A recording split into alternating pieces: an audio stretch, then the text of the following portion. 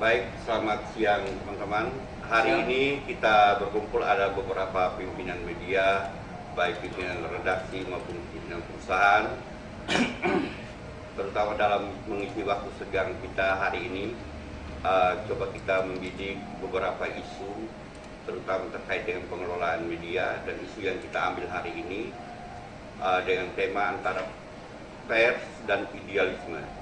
Jadi dalam kenyataannya bahwa para pekerja jurnalis, dalam hal ini wartawan, dia bekerja itu harus profesional, harus sesuai dengan aturan, tapi di satu sisi juga dia harus hidup. Perusahaan media itu harus hidup, sehingga wartawan itu juga bisa didanai untuk operasionalnya dan gaji-gaji dan lain sebagainya. Ini dua sisi yang sebetulnya menarik sekali untuk kita bedah, dan ini kebetulan kita bersama dengan teman-teman dari pimpinan media dan juga pimpinan redaksi. Barangkali apa yang mungkin ada tips-tips bagaimana kita mengelola media itu agar bisa berjalan sesuai dengan harapan kita, agar idealisme juga tetap kita ada dan bisnis juga tetap berjalan. Sebelumnya saya minta kita perkenalan dulu, mulai dari Bapak yang satu ini. Pak siapa? Terima kasih. Yang kedua dari saya Dani, pimpinan perusahaan Media Andalas Group. Media Andalas Group. Silakan Bapak. Baik, saya Muhammad Sapriansah yang akrab disapa Bang Andi. Saya pimpinan media amanasultra.id dari Sulawesi Tenggara. Oh, dari Sulawesi Tenggara. Bapak?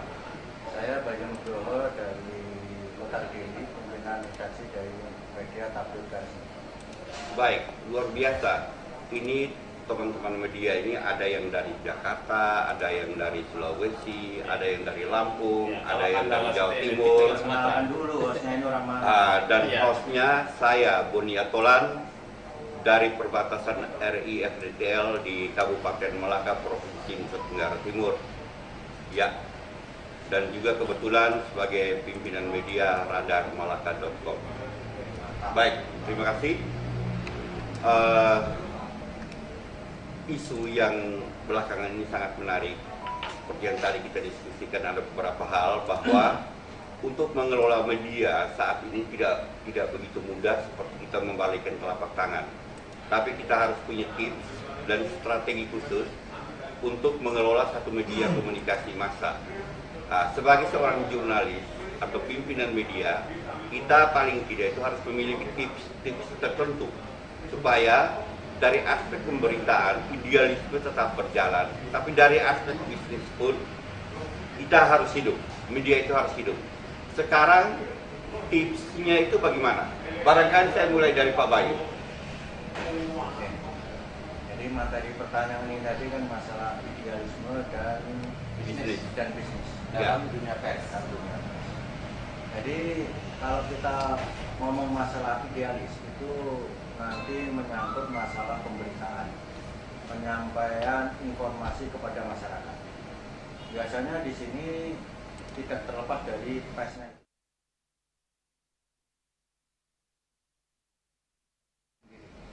Makanya untuk menjadi seorang idealis itu tidak bertentangan dengan masalah bisnis asal dikelola dengan baik. Karena untuk menjadi seorang idealis itu kan inti dari idealis seorang jurnalis itu tidak merubah suatu berita dengan motivasi apapun, baik itu mungkin karena kedekatan saudara dengan uang dan lain sebagainya, tidak merubah berita. Intinya itu profesionalisme dalam berita, kode etik yang kita pegang. Biasanya media dalam menyampaikan suatu berita itu ada berbagai macam cara. Ada kita yang mencari. Dalam kita mencari suatu berita, disitulah dituntut idealis itu harus ada. Karena kalau kita mencari itu sesuai dengan keinginan kita yang mencari.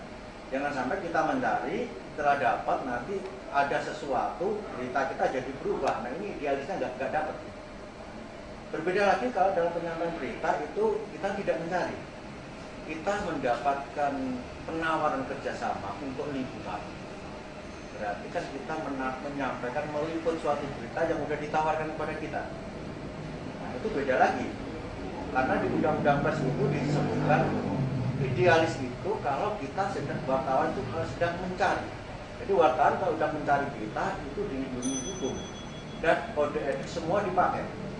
Tapi kalau kita itu ditawari suatu liputan itu sudah keluar dari itu karena kita tidak mencari. Itu. Terus untuk masalah bisnis itu sendiri, suatu media redaksi itu tidak bisa terlepas dari bisnis, karena untuk keberlangsungan suatu redaksi itu harus ada manajemen bisnisnya. Karena sekarang tidak mungkin untuk menjalankan sesuatu pemerintah itu kita istilahkan tidak memakai biaya semua, pakai biaya. Makanya untuk suatu perusahaan itu dituntut untuk mempunyai manajemen yang bagus dalam mengelola perusahaannya, termasuk nanti untuk mengelola masalah redaksi. Memang di sini harus dipisahkan antara redaksi sama manajemen. Makanya di sini redaksi ada ruangnya khusus, ada pemimpin redaksi dan lain sebagainya. Yang jadi masalah di sini kita melihat di masyarakat banyak sekali pimpinan media itu yang merangkap menjadi pemimpin redaksi. Ya. Nah, di sini menurut saya juga tidak ada aturan yang melarang untuk itu. Tapi untuk profesionalisme kerja di sini kita harus bisa membagi waktu. Kapan kita pada waktu menjadi seorang pimpinan redaksi dan kapan kita harus mengatur bisnis ini agar bisa tetap berjalan dan mendapatkan keuntungan. Ya, baik Pak Bayu, mungkin untuk sementara itu dulu kita dengarkan dulu dari Pak Andi, mungkin ada terkait idealisme pers dan juga tentang idealisme antara pers dan bisnis. Barangkali pengalaman-pengalaman yang sudah dilaksanakan Pak Andi di Sulawesi Tenggara itu seperti apa? Mungkin bisa kita diskusikan. Baik, terima kasih. Ini saya menanggapi mengenai apa itu bahwa antara idealisme dengan bisnis ya, di dunia pers. Awalnya saya membentuk media itu jujur bukan orientasinya bisnis pada awalnya. Kenapa? Saya berpikir bahwa karena saya juga lahir dari seorang pergerakan, sehingga idealisme itu masih menggebu-gebu pada saat itu di hati saya, dan melihat persoalan-persoalan yang ada di tengah masyarakat itu kok tidak tersampaikan dengan maksimal. Terus saya membaca berita-berita yang muncul di media-media cetak, media online lainnya itu membuat saya agak greget gitu. Kenapa ini tidak dikupas tuntas, ya? Terus kenapa ini tidak diberitakan secara sesuai dengan fakta yang ada? Dari kerisauan itulah sehingga saya melahirkan sebuah berita. Saya launching sebuah media yang tujuan utamanya bahwa saya katakan media saya ini orientasinya bukan bisnis. Tetapi betul seiring dengan perjalanan waktu kita tidak bisa menafikan bahwa dalam menggerakkan roda media itu sendiri ya kita butuh finansial, kita butuh biaya untuk menghidupi adik-adik wartawan kita yang bekerja gitu.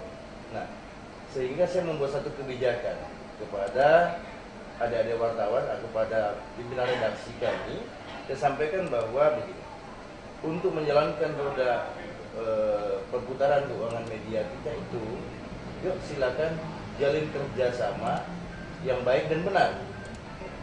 Dan saya tidak membenarkan wartawan saya itu untuk satu melakukan pemerasan, pemaksaan terhadap narasumber dan seterusnya.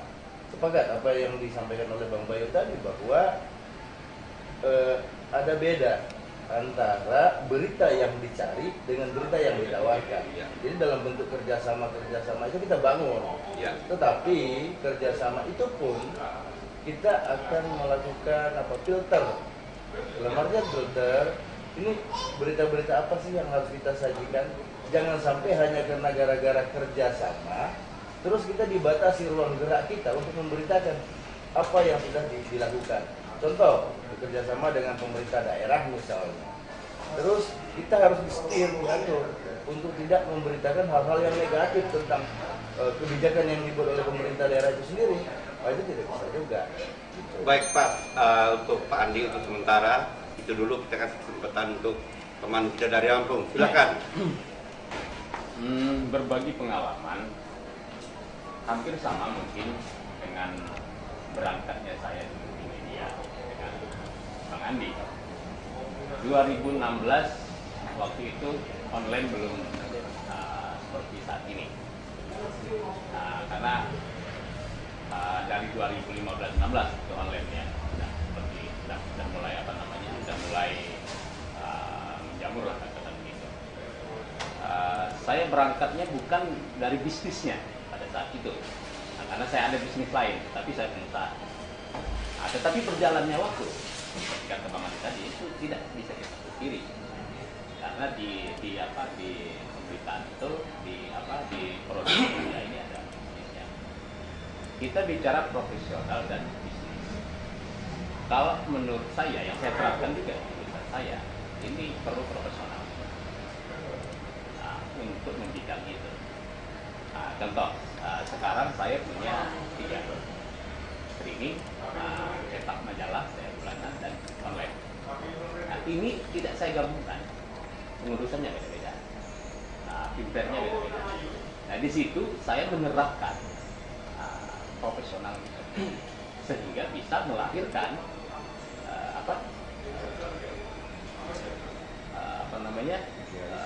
idealisme. Ya. Karena dari polanya saja dari 3 media usaha pengelolaan saya semua ini kan beda-beda. Jadi kita bisa mendapatkan idealisme itu. Baik, Bang Polman, Siap. apa pula kalau mungkin ada sedikit Ada. pandangan terkait apa yang mungkin selama ini dialami antara idealisme dan pers, apakah dalam praktek-praktek di lapangan sering terjadi tumpang tindih atau seperti apa? Mungkin tumpang tindih atau loncat-loncat. silakan berbagi. Ini yang paling saya ini ya. Ini pasti berseberangan dengan yang tiga ya. Aku ini ya kan. Ya kan? Seperti tadi Bang Andi dari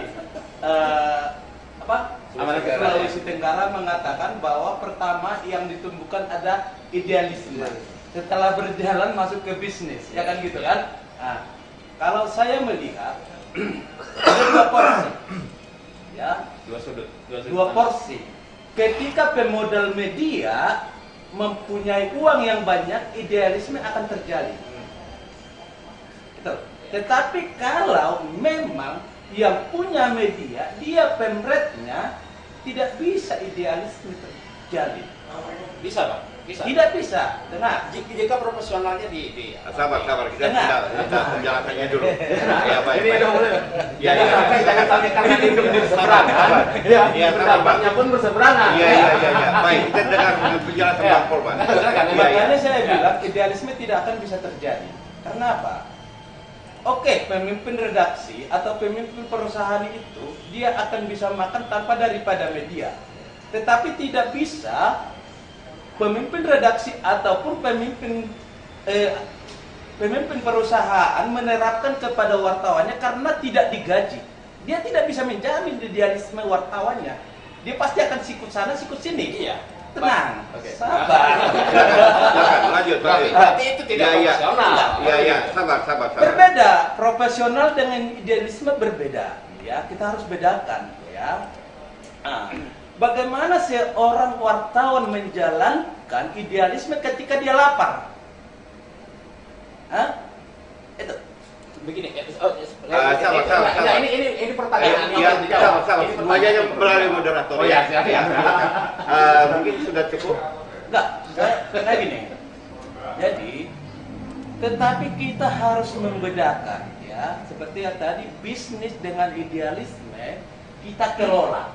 Nah, dengan cara pemberitaan kita oke idealisme, tetapi kita menempatkan yang namanya marketing. marketing inilah yang menjual berita-berita idealisme tadi menjadi orang berboyong-boyong untuk mencari iklan, memasukkan iklan. Itulah bisa bisnis yang bergerak. Ya, jadi kalau kita berbicara bahwa idealisme itu terdapat dari pemberitaan, itu tidak. Bagi saya ya, bagi saya itu adalah profesionalisme jurnalis, menyajikan berita yang sesuai dengan fakta, berbahasa Indonesia yang benar, itu adalah tadi pemberitaan, bukan karena idealisme. Idealisme ketika kita tidak tertarik dengan pemberian orang terkait isu yang kita angkat, itu baru namanya idealisme. Saya rasa itu. Jadi kita harus menempatkan marketing dan pemberitaan. Dan di sini pemilik perusahaan tidak boleh masuk ke dalam dapur redaksi yang steril. Itulah bisa terjaga. Baik, pas. Sabar. Jadi di sini terlihat ada semacam satu kontradiksi. Jadi mungkin kita dalami lagi. Mungkin tadi dari Lampung mungkin ada hal-hal pengalaman yang selama ini dialami di sana, mungkin bisa diceritakan untuk menggambarkan semacam bagaimana pengelolaan media antara idealisme dan bisnis ini harus berjalan, sehingga dari aspek kredibilitas media kita dipercaya, tapi kita juga tidak mati karena kelaparan. Awal kali ini yang perlu dijelaskan. Iya. Jika kita sudah bicara profesionalisme, itu kan tata tertib aturan itu yang kita pakai. Contoh begini, karyawan kita gaji standar UMR. Ini penerapan kita secara profesionalisme. Nah, karena yang saya lihat begini juga, ya mohon maaf, saya bukan bicarakan dapur lain, tapi banyak yang saya lihat, apalagi zaman online sekarang ya, baru 2 bulan dia di situ, wartawan ini statusnya punya KTA, ada dia pernah ke dinas kemana untuk mencari berita, untuk melakukan kerjasama. 2 bulan kemudian stopes. Ya, ini juga jadi perhatian kita juga ya, di komunitas kita di forum.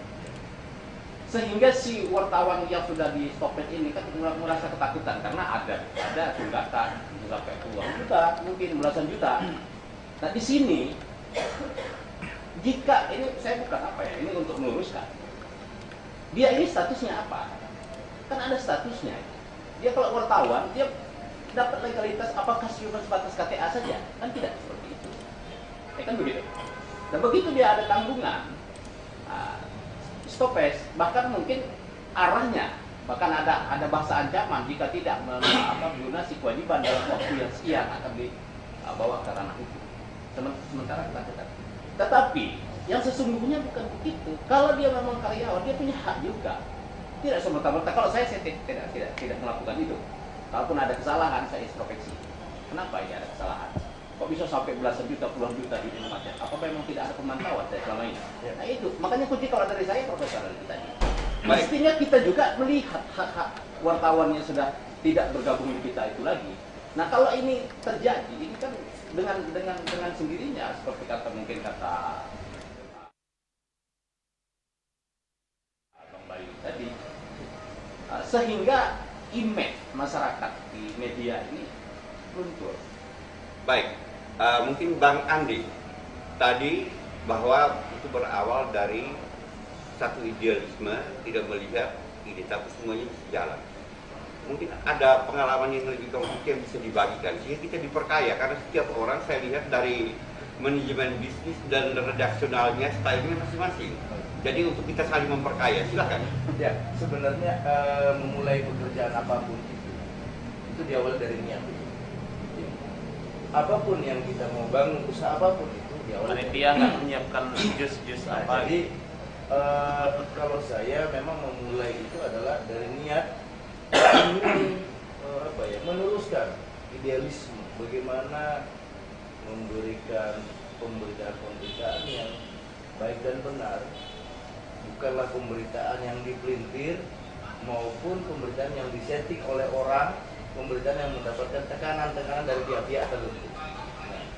Sehingga sepakat saya dengan Bang Polman bahwa pimpinan perusahaan itu tidak boleh merangkap pimpinan redaksi. Ya.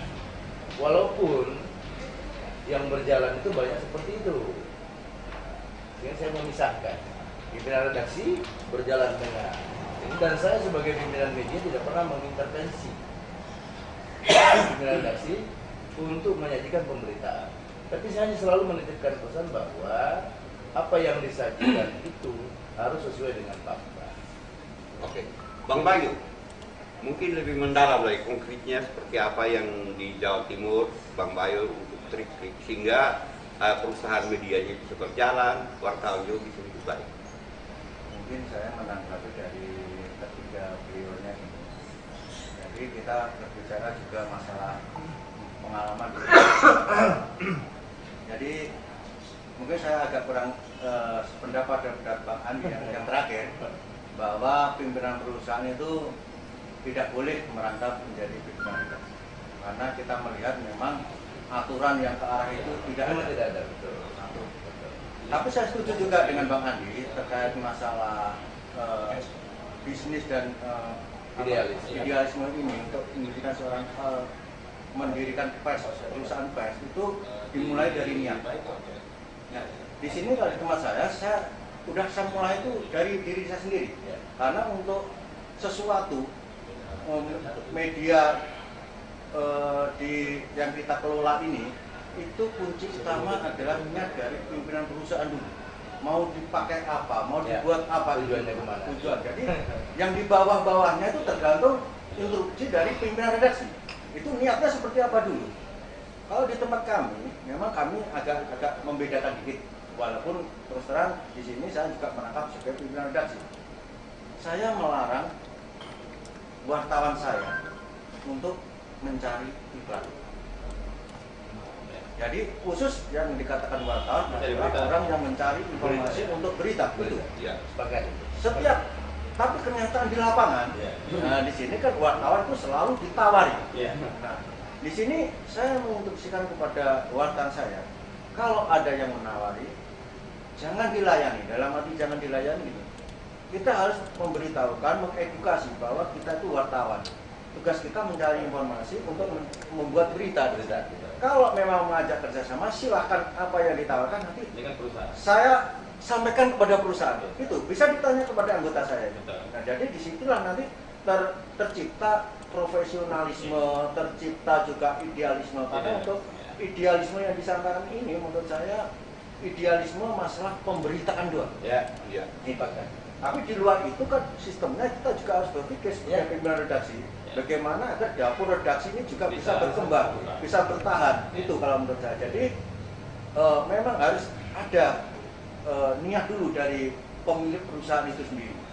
Tidak menjamin suatu perusahaan besar, media besar itu profesional. Baik, Bang Polman. Siap. Ini teman-teman sudah membagikan Bang Polman di wilayah DKI. Kira-kira strategi apa atau apa yang dilakukan selama ini untuk bisa membesarkan media ini terkait dengan urusan perusahaan maupun urusan redaksional? Singkat saja. Ya, untuk membesarkan sesuatu ya, bukan hanya media di bidang manapun. Kita fokus media. Kita fokus media. Ya, Oke, itu kita. Oke. masalahnya begini. Ya. Sesuatu apapun, Ya. ya, berarti sudah menyangkut semuanya. Kita harus seperti yang tadi Pak Andi bilang itu, niat, kerja keras dan doa. Artinya, kalau kita niatkan untuk bekerja dan juga kita barangin dengan doa, kita hanya tunggu, kan gitu kan? Pasti besar, gitu. Nah, jadi seperti yang Pak bilang tadi, untuk mengembangkan di dalam jurnalis, bagaimana kita menyajikan berita yang menarik. Karena perusahaan media untuk maju bukan karena dia pintar melobi-lobi siapapun, tetapi karena banyak pembaca yang berminat membaca berita daripada perusahaan media itu sendiri. Jadi sekarang banyak juga wartawan-wartawan yang saya lihat ya, yang tidak memahami kaidah-kaidah jurnalis, baik di dalam penyampaian berita. Kadang asal ada seperti demikian kayaknya, padahal kayaknya ini kan tidak bahasa Indonesia yang benar.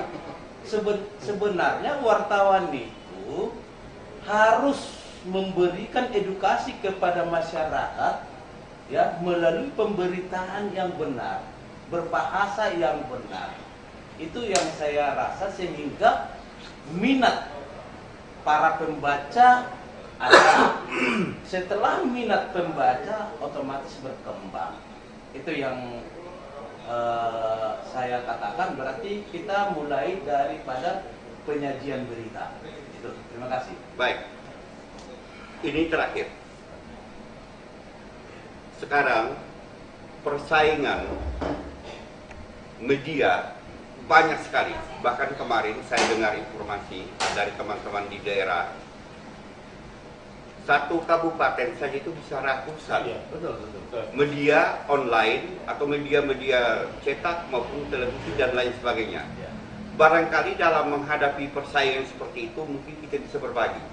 Apa yang harus kita lakukan sehingga kita tetap eksis? Bang Andi. Ya. Kalau menghadapi persaingan sebenarnya buat saya itu bukanlah suatu tantangan, bukanlah sesuatu yang harus kita saling menguji di situ. Tapi lagi-lagi kita kembali bahwa background awal, niat awal. Makanya tagline media saya itu dengan moto bijak mengulas, tuntas mengupas. Dalam artian bijak mengulas, kita harus bijak menyajikan, ya, menyajikan kalimat-kalimat yang baik dan benar untuk mengemas sebuah berita itu sehingga para pembaca kita terpuaskan, merasa nyaman dia membaca. Kenapa? Menggunakan bahasa-bahasa yang bijak. Nah, itu. Terus tuntas mengupas. Pada saat kami memberitakan sebuah persoalan atau sebuah kasus, itu harus dikupas sampai tuntas agar pembaca kita itu puas.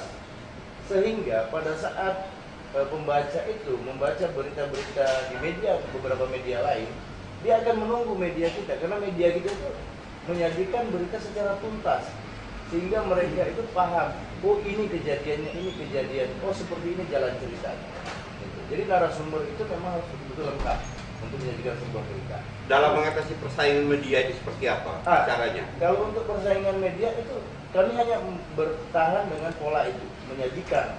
Alhamdulillah dengan kita menyajikan berita yang betul-betul konkret, sebenarnya kita masih tetap eksis. Nah, itu orang akan melihat, ini tidak bagus, pemberitaannya tidak lengkap begitu. Nih, jadi kami santai saja, tidak terlalu terus menanggapi sedikit apa yang disampaikan Bang Polman tentang bagaimana seorang wartawan harus mampu menulis dengan kalimat-kalimat yang baik. Nah sebenarnya kalau saya melihat, karena kita di forum pimpinan redaksi nasional, itu bukan kepada wartawannya, tapi kita masuk kepada redaksi. Jadi berapa puluh orang pun wartawan di bawah, filter akhir kita itu di pimpinan redaksi, gitu. Redaksi yang menentukan. Makanya menempatkan seorang pimpinan redaksi itu orang yang betul-betul menguasai, melebihi 1 klik atau 2-3 klik di atas wartawan kita secara umum. Nah, paling tidak dia sudah teruji lah secara kompetensi. Gitu. Dia punya kemampuan yang lebih dalam komunikasi dan pembuatan berita. Saya rasa begitu. Baik, Pak Bayu. Oke, untuk menanggapi masalah persaingan yang cukup banyak di daerah, saya menerapkan di media kami untuk mendapatkan pendapatan untuk menghidupi media kami tidak mengkhususkan diri kepada satu bidang. Mungkin kita kerjasama dengan dinas ataupun kerjasama dengan instansi. Saya tidak menerapkan itu. Untuk mendapatkan penghasilan, saya berusaha. Ini di luar dari pimpinan redaksi, karena saya kan juga pimpinan perusahaan. Nah, saya menerapkan dan membedakan. Jadi saya ada tim sendiri yang mengelola dan nanti untuk mendapatkan pendapatan itu bukan cuma melalui iklan dari birokrasi. Iklan swasta pun kita serap. Terus dalam hal